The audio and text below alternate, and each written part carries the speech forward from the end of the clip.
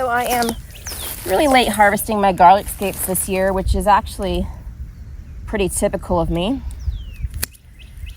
If you have not harvested garlic scapes, it's on hardneck garlic, which this is my only patch of hardneck this year. You find this little curly stem here and snip it down to where it meets the leaf, and you can use parts of this to make some delicious things. Some people love garlic scape pesto. That is really, really strong. It's not my favorite thing, but I like to make a compound butter with it. And I have had this recipe clipped forever that I've wanted to try, that I also am going to try this year. It's just a green garlic sauce. I don't have the ingredients for that today though, so I'm going to have to make that tomorrow, but don't worry, I'll bring you along.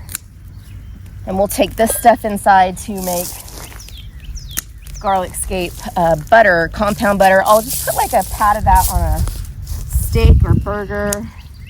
It's really good. And you don't use the whole thing. I should have harvested it when it was more like curly Q and less, like some of these are a little too far when they start to straighten out. And what these are, you can see, they are the flower of the garlic plant. You want to take them off so that it concentrates on pushing energy to the bulb formation of the garlic. Whenever you harvest garlic scapes, your whole house will smell like garlic for a few hours, but it's actually a good smell. And then, did I get all of them?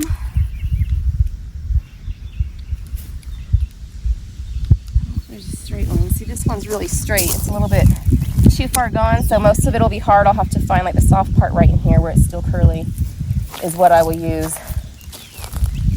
I think that's all. I have some soft garlic over on the other side, and then I have some soft neck garlic over by my blueberries, and some by my grapes, and some under my nectar plum tree. I've got it in lots of different spots this year. All right, let's go in. Y'all, it's hot outside. I have a stick of butter that I sat out on the counter earlier so it's soft. I'm gonna trim these down and then wash the parts I'm keeping. What I'm looking for is like there's hard bits and then it gets really soft. And I want the soft bits. I don't want the head either. It's usually between the two, not closer to one end or another. And trim all of these. Now this one is one of the ones I'm talking about. It's too far gone, so it won't have as much of a soft spot. Just a couple inches there, but I'll take it because this is really powerful, so you really don't need that much. This is ideally when you want to pick it. See this curly Q? This is almost all soft.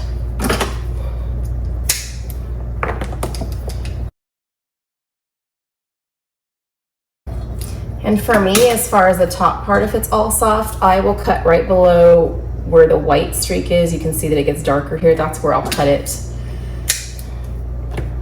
And then I just look for where it starts to get stiff down here. It looks like a bunch of green pigtails. Okay, these are the parts I'm keeping. I know that doesn't look like much compared to all the parts that are gonna go into my compost, but like I said, very powerful. Don't need much of it to make a good point. I'm going to wash these off, get them in here with butter. All right, now for the butter, I'm just using a plain unsalted regular butter. Like, chunk it up, but it's pretty soft. If it was a little harder, I would cut it into smaller bits just to help it process more evenly, make it easier on myself. Okay, toss that in there. I'm only gonna use like 3 of these. And I'm going to, I may even just use less. I'm gonna cut it into shorter pieces just so that it gets blitzed up faster, I guess is what I'm trying to say. This will be a lot of flavor in this. Okay, my lid. Let's see how this goes.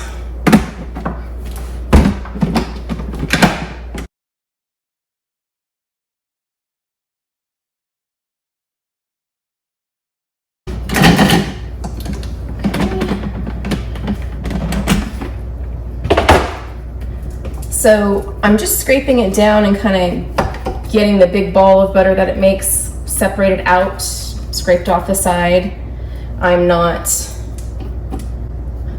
that's not how I want to leave it.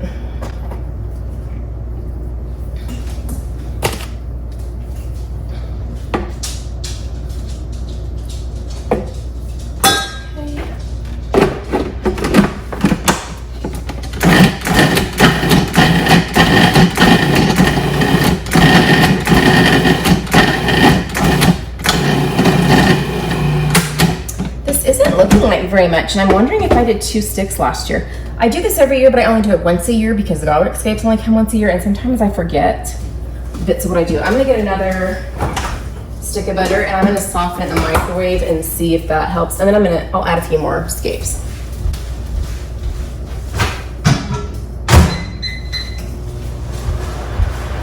It is more close to ready at this point. It is just there's just not much in it. So I'm only gonna add one more scape because that is quite a bit in there.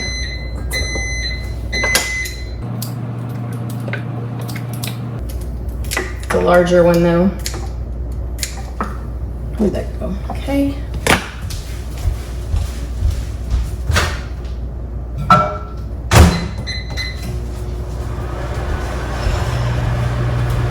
Take these out to the compost later.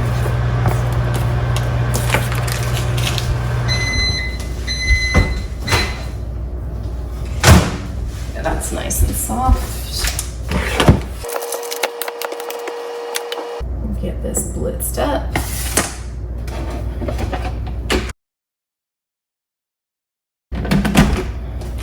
Scrape it down.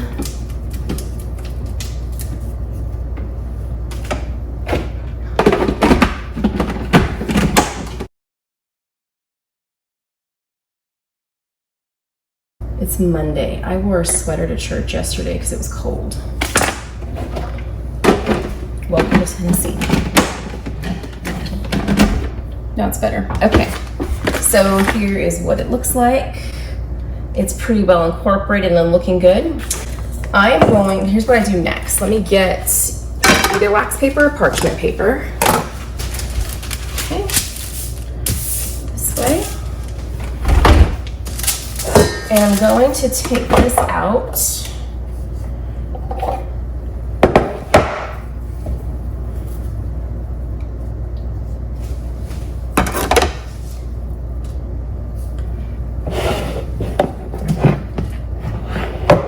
I'm trying to put it just in a little line here in the middle of my parchment paper.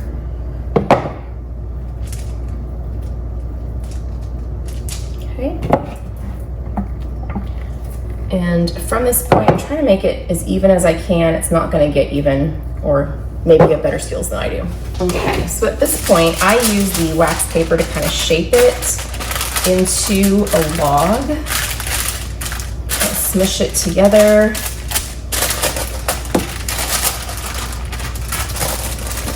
The advantage of having it really soft is it blitzes up really well. The advantage of having the butter not as soft is that it's easier to do the log shape. So scraping, make it a little more even here. Okay. So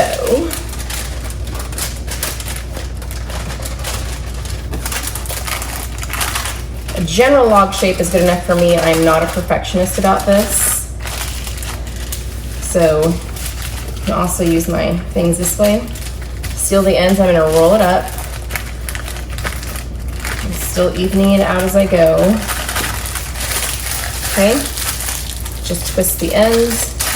And then I put this in my fridge just like this. And when I want a pat of it for steak, I unroll it. I'll slice off like a medallion of it and stick it on top of my steak or my burger, and it is so good.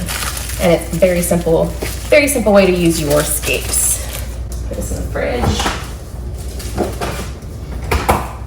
Okay, I'm gonna go ahead and cut these up, and I'm going to double bag, stick them in my fridge. I'm just gonna double bag them because I don't want everything in my fridge to start smelling and tasting like garlic scapes.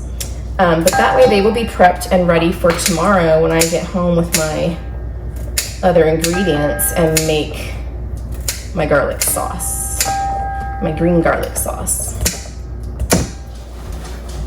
Okay guys, it's been like 2 days since I did my last garlic scape recipe. I didn't have time yesterday.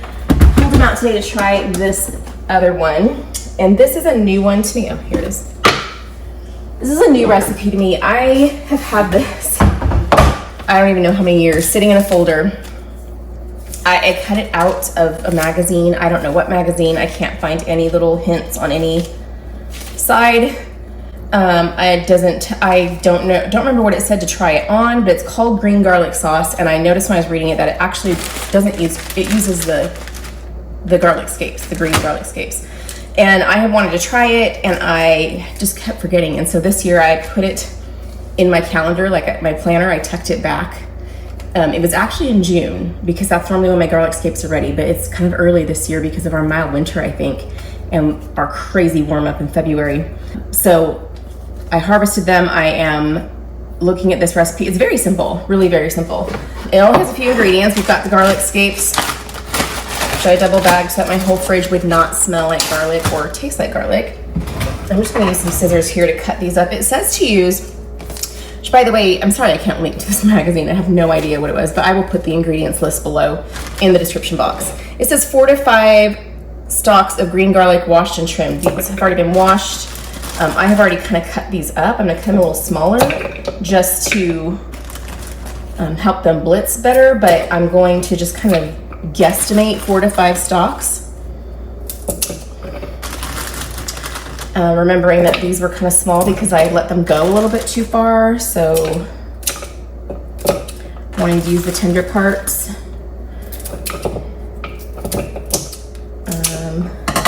That might be like 4 to 5 stalks. We'll do a couple more. I'd rather add more garlic in later than have it overpowering. The next ingredient is 1 lemon. It says remove 2 teaspoons of zest and squeeze 4 teaspoons of juice. So I was just using my zester here to grate asiago cheese.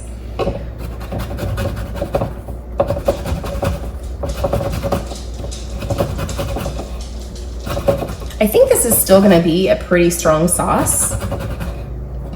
And I'm not quite sure what I'm gonna use it on. I am gonna try it today on, I have like some leftover baked chicken tenders from the other night. I thought I would just like drizzle it on one of those just to test it out and see what it tastes like. Okay, get a knife here. These are some big lemons, man.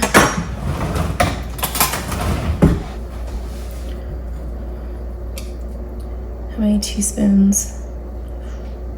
4 teaspoons. Okay, that's like a tablespoon, so it's probably a little more. This is a very juicy lemon. Reminds me of the ones I used to grow back in California. I'm trying to fish out a seed that I saw drop in here. Okay. Chopped garlic in the food processor, 2 teaspoons of zest, 4 teaspoons of the juice. Asiago calls for 3/4 cup. I'm guesstimating. Asiago cheese. I'm making a mess all over my counter. It's okay. And then 1/2 cup of olive oil. Okay, and then we're gonna blitz it up. It says process until a paste forms, 45 seconds to a minute. I don't think it's gonna take that long in this particular thing. Scraping down sides as needed.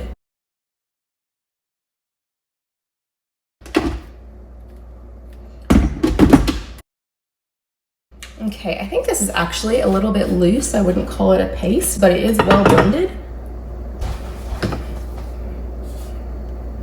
1/2 teaspoon salt, 1/4 teaspoon pepper. I'm gonna just blitz this back up in here again.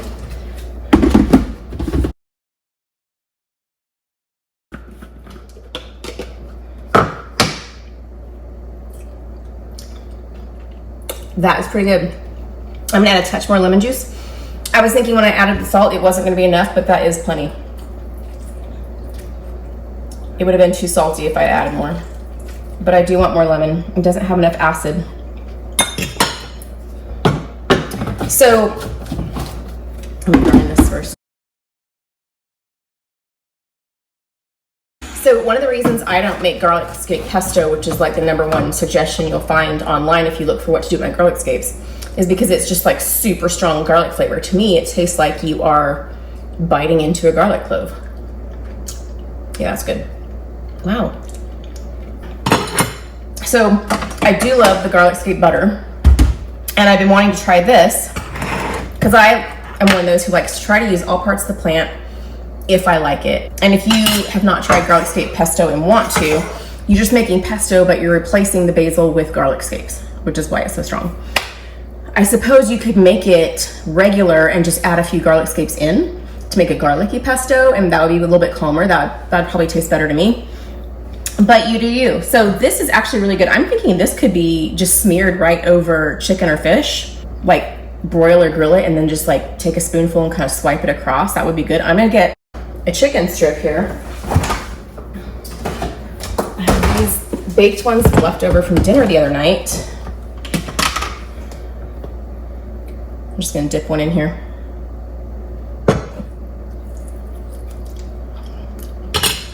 That is good. I will totally make this again. I will keep this recipe accessible. It's not too garlicky. I could actually add more scapes if I wanted to use them. I could also see this as a condiment on a quesadilla with meat in it. You know what I'm talking? If you ever make like a chicken and cheese quesadilla or something like that, something that's not just cheese, or a club sandwich, totally sit on a club sandwich. So I would say this could be a condiment or a drizzle. I mean, a drizzle is a condiment, but you know what I'm saying? That is better than I expected it to be. I really thought it was gonna be overpowering and I wasn't sure I was gonna like it, but I've been wanting to try this recipe for so long. Anyway, thank you guys so much for taking this little fun journey with me today. I hope that gives you some ideas of what to do with your own garlic scapes if you are growing garlic for the first time this year, or the first time using your scapes, or just need more ideas because you try to use your scapes too. If you like this kind of content and want to see what else I make from my garden this summer, go ahead and like and subscribe, and I will see you guys on the next one.